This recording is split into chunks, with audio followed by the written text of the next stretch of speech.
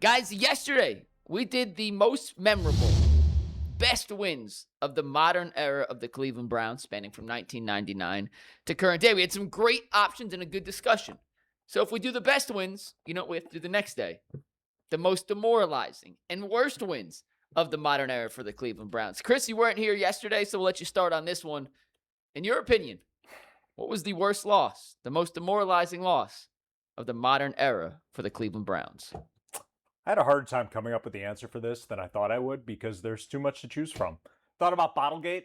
Bottlegate was pretty bad because it changed a lot of things, how concessions are served, and, well, the refs screwed the Browns out of a win. I'm going, though, 2015, bad season, but they're playing the Baltimore Ravens, Monday Night Football, first time in a while that they've had a Monday night primetime game against your rival. The Ravens aren't very good either, injury prone, a chance to finally get a win over Baltimore. And the Browns drive down, and Travis Coons has a chance to kick the game-winning field goal on Monday Night Football. And in pure Cleveland Browns fashion, and I remember this game vividly because I had a buddy of mine who's a Steelers fan text me during that game and go, "Hey, Browns are about to win. This is going to be great." And I said, "Watch. Baltimore's going to block the kick and return it for a touchdown." And guess what happened? They blocked the kick, returned it for a touchdown, and then the fallout after that, they lost a few more games, season's over, they fire Mike Pettin, they fire Ray Farmer, and they bring in Hugh Jackson, and the rest is history. So demoralizing, when you look at the big picture, that is my most demoralizing loss in Browns history because of everything that happened after and in the moment, embarrassing on Monday Night Football. That was crazy. You just mentioned that. Like, it's so vivid to me that when you said that, it almost made me sick to my stomach. Like, I, literally, in the most Browns way possible, you lose. And then I remember watching it on national TV, and the announcers kept saying, "This is the only way that they can lose the game," and they blocked the doggone field goal and run it back. I was like, "Oh my gosh, yeah, that's devastating, Jason." I don't remember it. I don't remember that game. You don't remember that game? But I was covering the NBA then, so I was in a different space. Your brain's blocking out the trauma. I was in a different space, and that. But everything you said makes sense in terms of how it led to the great tank of 2 years and 1-31 and all that. But because I was in the NBA world then, my brain, when you asked this question, I immediately went to I started covering this team, really covering this team in 2018.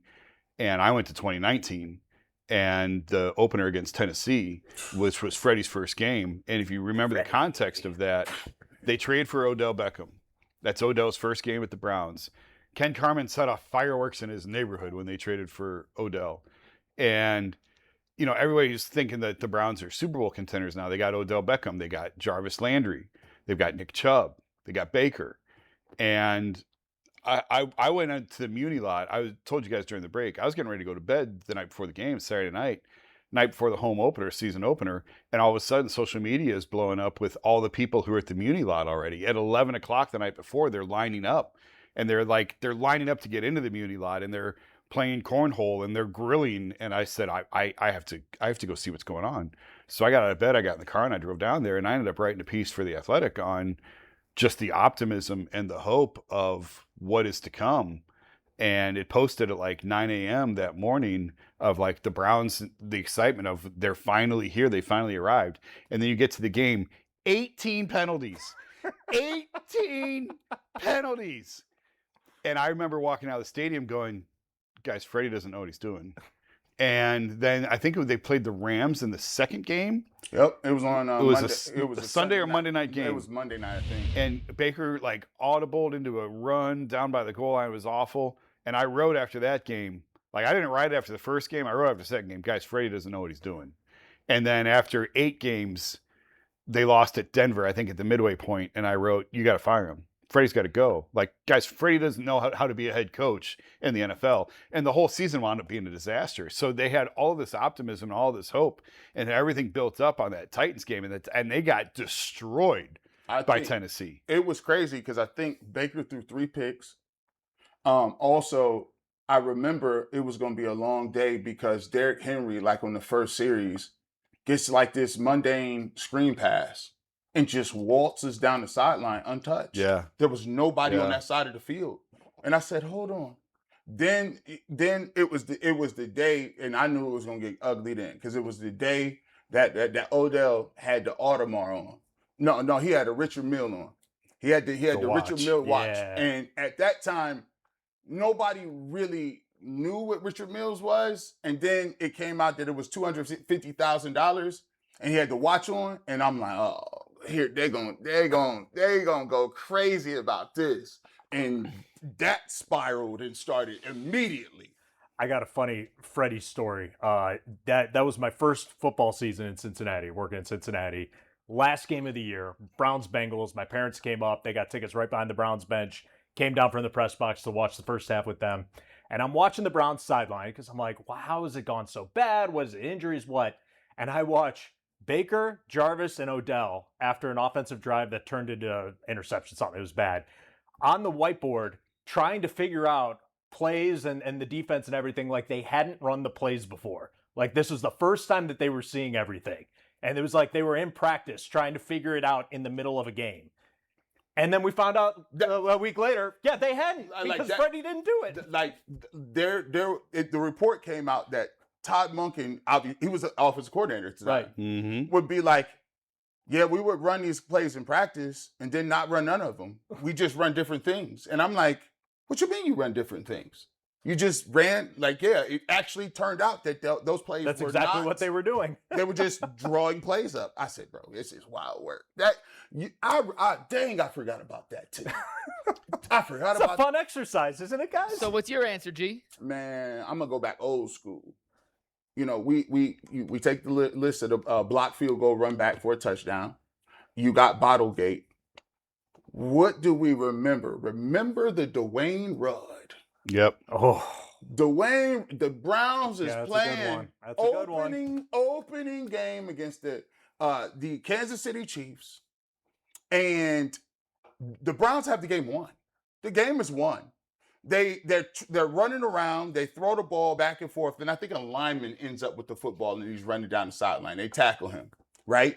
But they didn't know. Dwayne Rudd does not know that the play is still going because I think it was Trent Green at the time fumbled the ball or tossed it, and the lineman ran down the field. Clock runs out. Well, Dwayne Rudd doesn't look to go chase the play, doesn't go look to see if you're playing to the whistle. He thinks the game is over.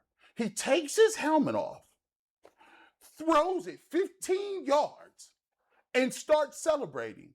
The officials slowly but surely say, this is when that rule, a lot of people, this was when the rule started to come, because in high school, they would tell us, hey, you can't take your helmet off. It's 15 yards. So it was a dead ball foul. You can't end on a defensive penalty. And now they get it 15 yards closer than where the play was and sets up a chip shot field goal for the game. I looked around and I said, this is the most Cleveland Browns thing I've ever seen in my life. And it just, I would say that hurt the most. But then again, we've seen the Browns lose a game to the Jets in 30 seconds or something. That was on my list too. That's my I almost answer. picked that one. I'll just say this real quick. I came in 22. Week 1 was the win over the Panthers, which was my most memorable, enjoyable win. Week 2 was my most demoralizing, worst loss, which is when Joe Flacco scored 2 touchdowns in the final 90 seconds, leading the Jets on a ridiculous comeback route. Denzel Ward, who has been the Browns' second best defensive player in my tenure here, has that inexcusable coverage breakdown between him and Delpit, letting Corey Davis get open down the sideline. Wide open. Browns go 3 and out. They get the onside kick. They score. Just an absolute cluster, you-know-what, of sequences happening in succession, back to back to back to back, for the Browns to blow that lead. And the we went from grandkids the could highest do nothing of to highs. stop it. The grandkids on the sideline could do nothing. Yes, and add that into the whole thing. You go from being up. They scored a touchdown to go up 30-17 with 1 minute and 55 seconds left. They lost the game. And they lost that game on a Garrett Wilson 15-yard touchdown pass. I remember that. It's just, and it's nuts because didn't they have to score a touchdown to win too? Like, didn't the Jets have to score? Like, they couldn't have kicked the field goal. Yeah, no, they were down 24-30 with a minute 22. They scored. Corey Davis had that long touchdown. It cut it to 30-24. Browns were up. They get the ball back. A minute later, they get the onside kick. A minute later, Garrett Wilson, 15 yards with 22 seconds to play. Game over. And that was the Grant Delpit play that we talked about yesterday, Jason. Yeah. Or on Wednesday with Tyvis. Yeah. Put your heels on the goal line. That's crazy. I remember coming back in and being, that game was so demoralizing because you come back in and you're saying, we're 2-0. Like just, and for so many years, there was years and years and years that the Browns hadn't won their opening game. Oh, yeah. For like, Long time. I think 20 years or something stupid. And you got an opportunity to win, and go up two wins, no losses. You win your first 2 games. You got some mojo going and you lose that game. And I think they ended up sleepwalking like the next 3 or 4 games. It was just like, it's just tough. And the thing about the Browns is, we could have gave you 3 or 4 more games. Like you said. I said the AFC the list is Divisional Round endless. against the Chiefs. Yeah, The helmet to helmet. Hollywood Higgins fumbles out the end zone. Yeah. Chad Henne comes in and runs for 2 first downs. What is it? 3rd and 14. 3rd and 14. Patrick Mahomes is in the locker room. And you let this man walk down the side. Oh my goodness, Joe Woods. I got a good buddy who's from Kansas City, big Kansas City fan. We went to the Chiefs-Browns games a couple of years ago. He wore his Anything is Possible shirt. He at least apologized. He's like, I'm sorry, I just have to wear this today. And I don't blame him. Anything is possible. That proved it. But I'm working on a proposal for the Merriam-Webster dictionary. Brownsian.